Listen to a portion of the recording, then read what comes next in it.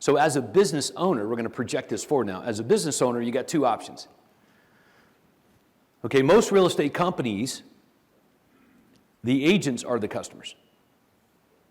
Keller Williams, EXP, Coldwell Banker, Remax, Century 21, maybe some of you guys' companies in here. The agents are the customers. Craig Proctor's system brokerage companies, okay? The consumers are. The buyers and the sellers. That's the customers. You guys see the difference? So, one more time. Keller Williams, great real estate brokerage.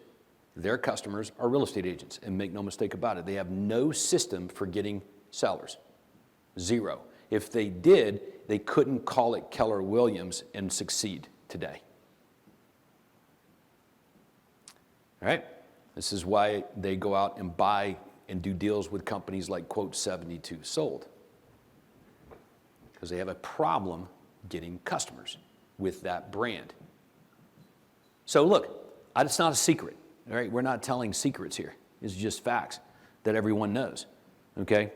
All right, Craig Proctor's system brokerages over in the other room over there, their customers are the consumers. Now, let's take a look at why this is specific. And, specifically people with a house to sell. So check it out.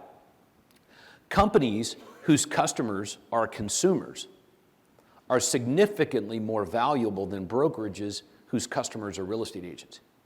So if you're going to have a business, what kind of business do you want? And what's going to happen to it when you get tired or old or can't do this anymore or don't want to do it anymore? What happens to it? Does it just go away? Can you sell it? So my point is if you're going to have a business, why not make it the best? So companies whose customers are consumers are significantly more valuable than brokerage whose customers are real estate agents. Check it out. This is Remax. Okay, their market cap is $385 million, right? $385 million market cap. They have 130,000 real estate agents, quote, i.e. employees. That's $2,961 per agent is what it's valued at. You guys see that? This is Realty.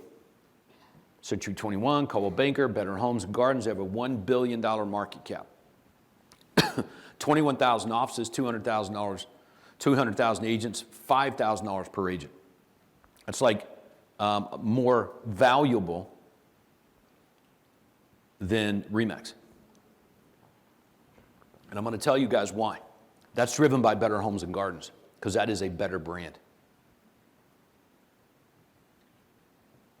Century 21, Coldwell Banker, I don't know what they do. I don't know how they help me. Better Homes and Gardens, pretty familiar with that brand. That was a good pickup by Realty. So that drives that valuation better.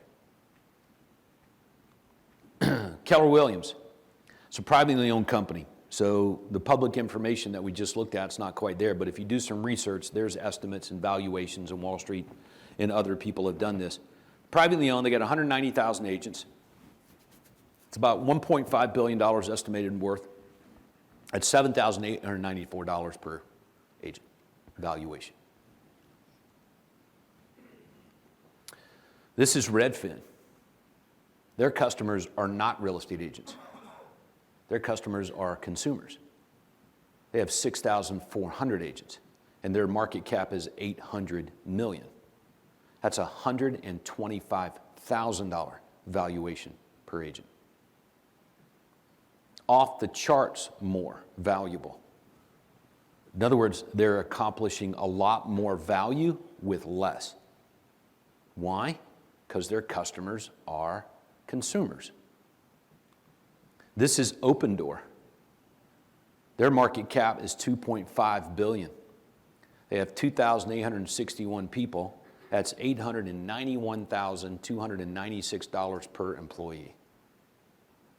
Just under $1 million valuation per person at the company.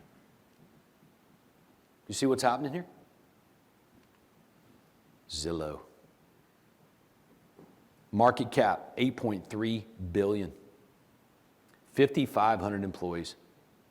Valuation, $1.5 million per person at the company. Let's look at Tracy King's business in Tennessee. He's earning about $10 million in annual revenue. He makes about $3 million in net. All right, so I applied a very light valuation of EBITDA at 5.5 times. That's a $16.5 million value. He has 60 people there. It's $275,000 per employee. He's the most valuable real estate company in all of Tennessee. So anyway, if you're going to have a business, what kind of business do you want to have? How valuable do you want it to be? And that's the name of the game. Our business to consumer model is on average 300% to 10 times more valuable than real estate companies whose customers are agents. It's just more valuable. More money in it, if you might say, per employee or per customer. So this is, so we've been at this now for 2.5 years. Not quite 3 years. Next March will be 3 years. So about 2.5 years we've been at this, right? So we have 110 of these companies now in 2.5 years. Never been done in real estate. RE/MAX didn't go from where it was to 110 locations in 2.5 years. Keller Williams, nope. EXP, no, not even close. Coldwell Banker, nope.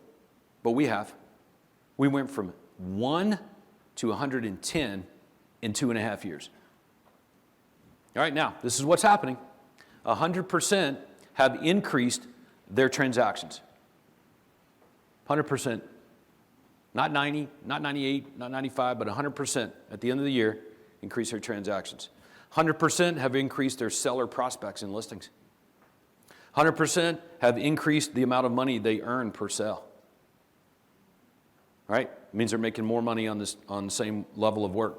And 100% have increased the number of times that customers come back and buy. Do you know why? Intentionality. Let me repeat. Intentionality. Design. A business designed to be that. Not, I hope it happens, maybe it does. No. Hope is a terrible business plan. Agreed? Terrible business plan, hope is. We all have hope. It's one of the greatest things in the world, but it's an awful business plan. What's required of you is design and intention, and you got to carry it out. So let's talk about these threats then. All right, now, you guys tell me, yes or no, is it getting more costly and harder to get listings? How many of you guys say no? Anyone? Okay, so it is. Is that true? We got 100% agreement on something? Wow. It's pretty slick. So 100% of you say it is getting more costly and harder, which is the same thing, rather, to get more sellers to do business with you. Okay. How about this one? More and more prospects are going to Google when they see your marketing. Some people measure that. Some people know that. Some people aren't measuring it. They're just seeing like, this used to work, Todd, but now I'm not getting the calls. I've had some of the top real estate agents in the planet in my office in Beaufort, Georgia, sit down and tell me this. This system used to work so good. Now, like, the calls aren't coming in. Let's go to Google. This is where they're going. You know, and you could see the color escape from these millionaire agents as they realize they got a problem. It's like, yeah, man, it's not a secret. Many of us are just so busy in the business every day. Tell me if I'm wrong. You're just so busy in it, trying to sell a house and get a customer and take care of them, that these things all of a sudden just come out of nowhere and you're under duress and stress. It's not necessary to do that to yourself. Okay? How about this one? Is it becoming increasingly more difficult to find really good talent for your organization, for your team? Yes or no? How many of you guys are finding it easier? Like, I was listening to Craig saying it should be easier to get real estate agents. And I was like, depends on who you are. Okay? Yeah, real estate agents. But the quality of the agent themselves, in other words, skill set, attitude, DNA, okay, for others versus for themselves. Okay, that kind of person. Yeah, I don't know where they went. The heightened sense of entitlement coming out of some generations and other people coming into this business is just off the chain. All right? How about this one? Yes or no? Zillow, Redfin, Realtor, they're using your listings to build their business. And I just showed you their valuations. Billions. They repeat, billions. Okay? Except for Redfin. They're not a billion-dollar company quite, but right at it, 880 million. So does that bother you? Does it? It's funny though, because when I say does it bother you that they use your business, that you work hard and spend money to get to build their business. And most people are like, yeah, that annoys the crap out of me. And I'm like, well, why do you keep doing it? Is this how it's going to be for you? Is this how you're going to build your business? You're going to build your business by letting Zillow, Redfin, and Realtor basically use you to build theirs? You do understand you're a pawn, and they know this, and they can count on real estate agents to continue to build their business. Real estate agents are renters. These guys are in the consumer business. In other words, part of what I'm trying to do here is get you guys motivated to do something different. Once and for all.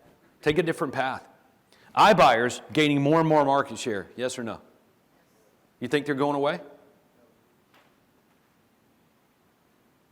Real estate commissions, industry-wide, going up? Yeah, some of you in the room have discovered that I see the industry's commissions going down, but mine are higher than ever. I know that's a fact for the guys in the next room, and it's a pretty good fact for some of you because you're intentionally designing it to be that way. You understand this thing of cost and value, and you're value stacking it. That's awesome, man. How about MLSs and real estate boards? Are they forcing you to do it their way or letting you do whatever you want? Which one is it? Yeah, man, mandates. So do you consider these to be threats? It's just the way it is. Or are they real threats to your business? If they're threats to your business and you want a business, what are you going to do about it? It is incumbent. You're the CEO. You can't, you would be fired by the board. The board would fire you if you were the CEO of a public company and you knew these were threats and you're doing little to nothing about it. You're out of a job like that. They're going to get somebody in here who's going to do something about it. Okay? Yes? Some of you guys maybe need to fire yourself. Renting versus owning, which is better? Why is owning better?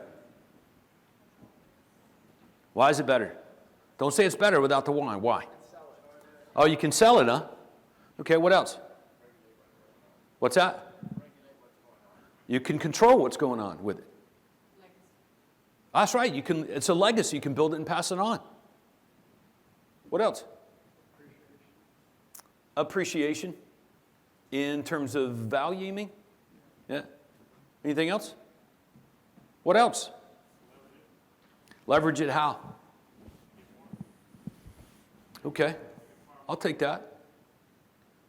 Right. Renters can't do any of that, what you're just talking about, because they would have to get somebody else's permission. It's not like if I'm renting an apartment or a house, I can go, put a screen porch on the back, put a pool in the yard. You wouldn't even thinking about doing that, would you, as a renter? I wouldn't do that. I'm not going to spend money on this guy's house. Okay, so lots of good reasons why owning is better than renting. So you get up every day as a real estate agent and you tell the world they should own, but yet real estate agents are renters. So at some point you have to disrupt the status quo. That's the entrepreneur in Gerber's book. The entrepreneur is looking to challenge the status quo. So many of you are technician oriented, too much so, and managers.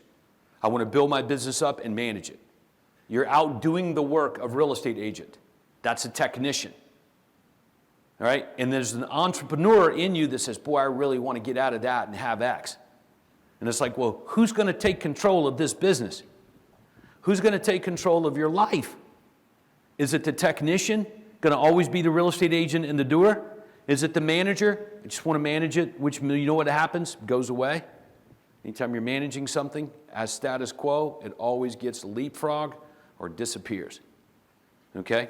You got to have all three. So which one are you going to be? Is this going to be an entrepreneurial enterprise, which is predicated on a growth strategy, overcoming those issues and the things that we just looked at? Or is it going to be a real estate agent? I'm just asking you guys, which one's it going to be? And you don't have to make a decision today, but that's a decision.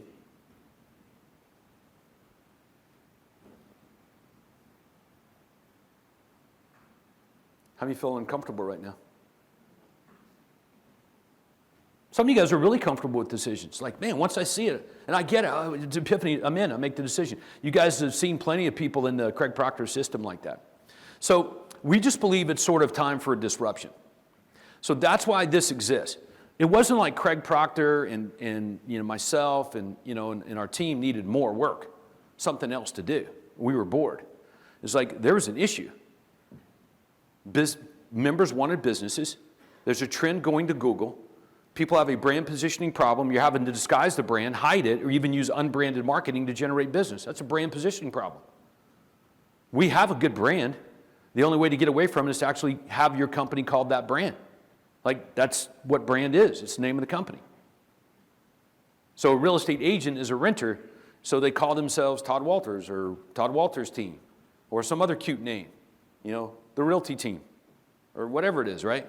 And you're trying to make that the brand. And the whole time it's like, why am I not getting more of the customers I want? Why am I not building the business that I want? What if there's just one thing you could change that would change everything else? You do know that's how things work, right? There's something that could be changed that changes the trajectory of everything. That's what you want to seek as an entrepreneur, okay? So bottom line, if having your own sellable business asset, and if you're going to have a business, in my opinion, I would try to build it into a sellable business asset. And it's just a few boxes to check off, by the way. It's not a long list of things, okay? But make no mistake, it is about ownership, okay? And we have the best brand in real estate. There's no question about it. If your target customer are people with a house to sell. Show me better. Can you think of one better? Is there a better word track that magnetically would attract seller prospects that we could call this? This was a 6-year project before it got rolled out. Okay? And before that, it was 25 years of using those words to magnetically attract customers. So the first thing is the entrepreneur in you. So you got the entrepreneur, the technician, the manager. And the entrepreneur is the one that asks the questions. Why are we doing it this way? Why does it have to be this way? Who says it's got to be that way? I think we can do better. How can we do it better? Why is this not working? All that's the entrepreneur in you, okay? So that's all that's happening right here. This is just an entrepreneurial play. Why is it that most real estate agents fail? Why do most real estate companies fail? Why is it that most broker owners fail to build a sellable business asset? Why? Okay? So if you're like Craig and I, then you ask these questions. If you're not asking these questions, I think you might be hanging around the wrong people. If you want a business and you're not asking these questions, what else would you discern? It's got to be an association issue. You're not hanging around the right people. It has to be. I've been programmed to think differently. I've become a real estate agent, or I'm thinking a different way. All right? I don't know. I'm just giving my take on it all. So in our experience, the way that most real estate agents and brokers do business is a failing formula. I just showed you the statistics on that. Don't take my word for it. Here are the stats. 88% of all real estate professionals fail at their own finances. Only 1% of 1% scale up to $1 million or more. How about that bottom bullet point? 87% of all customers say they'll go back to the same agent, but 84% don't. Those are NARS numbers. Who wants to be part of that industry? Any of you? But that is the industry. Is it not? How many of you guys belong to a board? That's the industry. Now, I'm not saying don't belong to the board. I'm just like, at some point, we have to disrupt how this is rolling here. All right? If you're thinking there's got to be a better way, I think there is. Okay, I really do. We've proven it. There is a better way to have a business and scale it up for sure. But what does this business need to do? What do you want this thing to do? How many people do you want it to help a year? 20, 50, 100, 500, 1,000 families? How many do you want it to help?